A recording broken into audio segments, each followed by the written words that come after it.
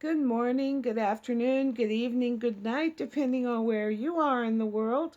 This is Gloria White, and I am coming to you from Utah, USA.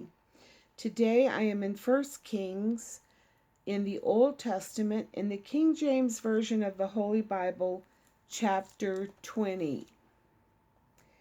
And Benhadad, the king of Syria, gathered all his hosts together, and there were 32 kings with him, and horses and chariots. And he went up and besieged Samaria, and warred against it. And he sent messengers to Ahab king of Israel into the city, and said unto him, Thus saith Benhadad, Thy silver and thy gold is mine, thy wives also and thy children, even the goodliest are mine. And the king of Israel answered and said, O Lord, O king, according to thy saying, I am thine in all that I have.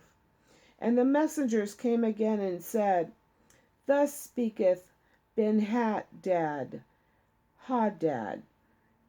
saying, no, it was Hadad. Thus speaketh Benhadad, saying, Although I have sent unto thee, saying, Thou shalt deliver me thy silver and thy gold and thy wives and thy children, yet I will send my servants unto thee tomorrow about this time, and they shall search thine house and the houses of thy servants, and it shall be that whatsoever is pleasant in thine eyes, or pleasing in thine eyes, they shall put in their hand and take it away.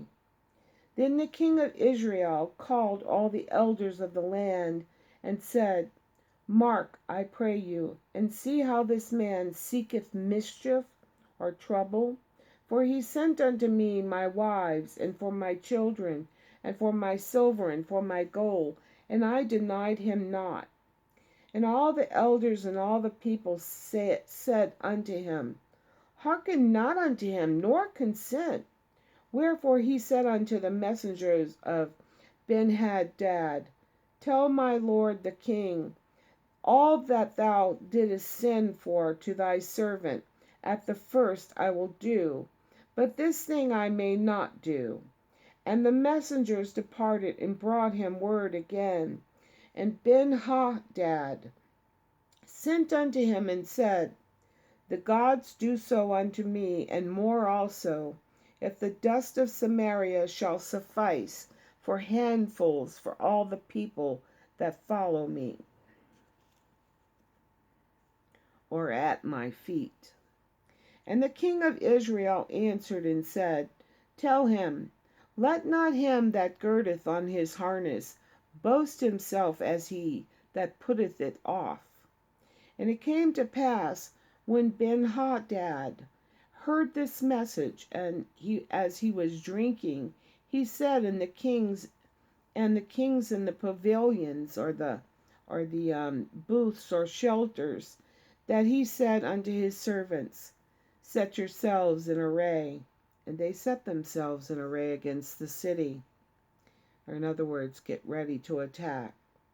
And behold, there came a prophet unto Ahab king of Israel, saying, Thus saith the Lord, Hast thou seen all this great multitude? Behold, I will deliver it into thy hand this day, and thou shalt know that I am the Lord. And Ahab said, By whom? And he said, Thus saith the Lord, even by the young men of the princes of the provinces. Then he said, Who shall order the battle? And he answered, Thou. Then he numbered or mustered the young men of the princes of the provinces, and there were 232. And after them he numbered all the people, even all the children of Israel, being 7,000. And they went out at noon, when Benhadad was drinking himself drunk in the pavilions, he and the kings, the 32 kings that helped him. And the young men of the princes of the provinces went out first, And Ben-Hadad sent out, and they told him, saying, There are men come out of Samaria. And he said, Whether they be come out for peace, take them alive, and whether they be come out for war, take them alive. So these young men of the princes of the provinces came out of the city, and the army which followed them. And they slew every one his man. And the Syrians fled, and Israel pursued them. And Ben-Hadad, the king of Syria, escaped on an horse with the horsemen. And the king of Israel went out, and smote the horses and chariots, and slew the Syrians with a great slaughter. And the prophet came to the king of Israel, and said unto him, Go, strengthen thyself, and mark, or take note, and see that thou doeth, for at the return of the year the king of Syria will come up against thee, or in the spring he's coming back. And the servants of the king of Syria said unto him, Their gods are gods of the hills, therefore they are stronger than we. Let us fight against them in the plain, and surely we shall be stronger than they.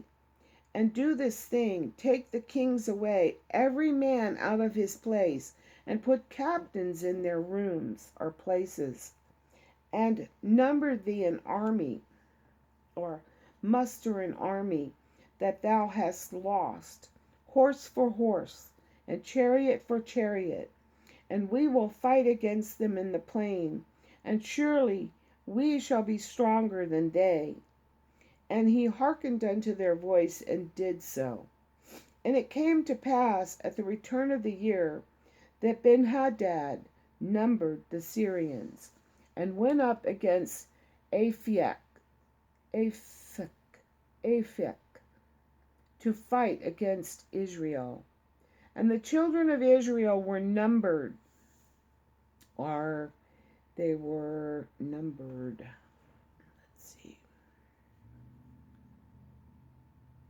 they were mustered and gathered together, and were all present, or given provisions, and went against them. And the children of Israel pitched, or encamped, before them like two little flocks of kids, but the Syrians filled the country. And there came a man of God, and spake unto the king of Israel, and said, Thus saith the Lord, because the Syrians have said, The Lord is God of the hills, and he is not God of the valleys, therefore will I deliver all this great multitude into thine hand, and ye shall know that I am the Lord. And they pitched, or camped, over one against the other 7 days.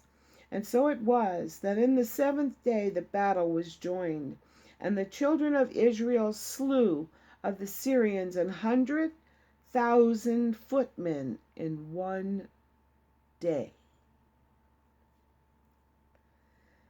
But the rest fled to Aphek.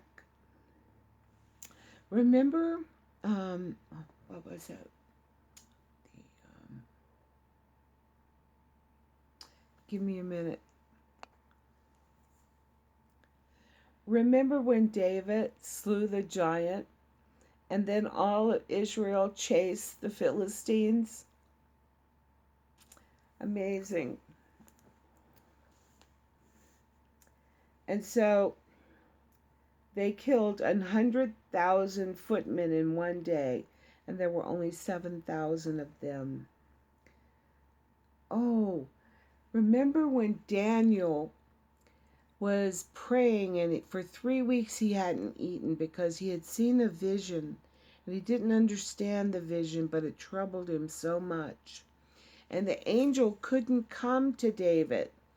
He finally came to David after 3 weeks because the Lord was sending him, but the angel Gabriel was busy fighting the king of Persia, which was Satan. And so he couldn't come right then.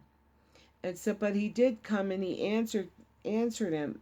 But Michael, the archangel, had come to help Gabriel so he could get loose of the the king of Persia and come and answer him. But the angel was fighting. And remember when the angels, when Elijah and so you could see him and then you couldn't see him, and you could see him and then you couldn't see him. It's like, they're there. The angels are there. They're doing God's will. And each of us, I believe, has an angel that watches over us.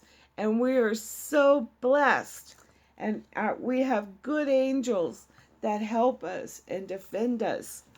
It's amazing. Our God is amazing. Absolutely amazing. I love him so much. Oh my goodness. And you read stories like this and it's just like, yeah, yep, he could do that. There's nothing he can't do. So, okay, let's go on. Verse 30. But the rest fled to Aphek,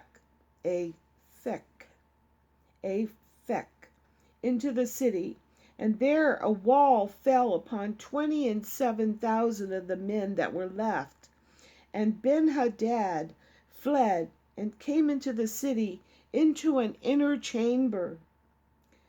The wall fell over and killed, 7,000, 20 and 7,000 of them. A wall fell on them. And his servants said unto him, Behold now, we have heard that the kings of the house of Israel are merciful kings. Let us, I pray thee, put sackcloth on our loins, and ropes upon our heads, and go out to the king of Israel. Peradventure he will save thy life.